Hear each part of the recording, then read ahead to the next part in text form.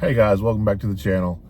Today I'm going to tell a story that's a positive one for me. I guess they don't have to all be negative or scary or, dangerous or whatever. But I got a ping for a rider to be picked up at a hotel, so I'll go over there, and it's one of those, weekly top motels, and there's about 5 or 6 of those here in town, and he needed a ride to work, so took him over to work, and it was a factory that has one of those, no, actually it wasn't a factory, it was a dairy, and it had one of those, it was one of those types of deals that you couldn't access. You had to drop them off at the gate, where the gate guard is. So I dropped them off, continued on about my business, did another ride, and then I got a call for a ride to pick up a young lady over at her apartment. And so I pulled up, and she was waiting at the office, and she had a security guard uniform on. So I just figured somebody's been working all day. It's time for them to get off, and I'm going to be taking her home. So she got in, and a few minutes into the ride, my phone rang, and it was from Uber. I can't remember what exactly it said, but I could tell that it was like for somebody that left something in my car. So I answered it, and apparently the guy that I took to the dairy had left his phone in my car. So the lady, she could hear the conversation. She was looking around. She didn't see it. She didn't see the phone. So I told them I don't know that the phone is not in there, but we don't see it. So they said that they would send me a message, and I said, yeah, send me the message through the app so that once I can look thoroughly, I'll let you know one way or the other whether I have it.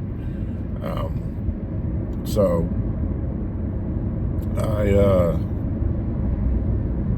continued on the ride, and I was getting closer to the destination. I saw where it was headed, and I said, "Are you going to the dairy?"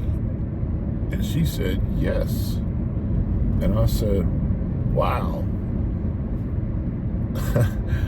The guy dropped off 2 passengers. The guy was the guy that phone call was about. He works there. And so she got out, and as she was getting out, I thought, hey, wait a minute, do you mind taking this and holding on to it, and I'll let Uber know where it's at, and I can get in there anyway, so, I'll be dropping it off at the yard shack later on that day anyway, if that's how it panned out differently. So yeah, she took it, and I pulled over and sent Uber the message. They had actually responded, or not responded, but sent the message to me, and I responded back to it and let them know that we found it, and I left it at the guard shack at the dairy. And then I checked a little while later, and lo and behold, I got a $20 return fee. So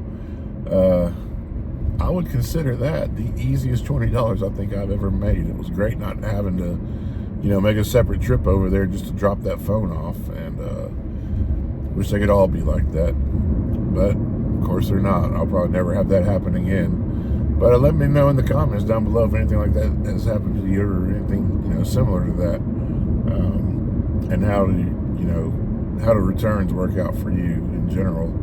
But y'all, that's my story for this week. I will either come up with another story for next week, or I may do a video based on things that are irritating to drivers that passengers do or don't do, or something similar to that. But that'll come out soon. I'm not sure how many it'll be. I'm not sure if it'll be like a list of 5 or 10. It just depends on what I can come up with. And tomorrow is Veterans Day, so I want to wish all the veterans out there a happy Veterans Day. I'm included in that. Yay, U.S. Navy. But I'll be working. I'm not taking that day off. And have a great weekend, guys, and be safe and careful out there. And until next time, catch you later.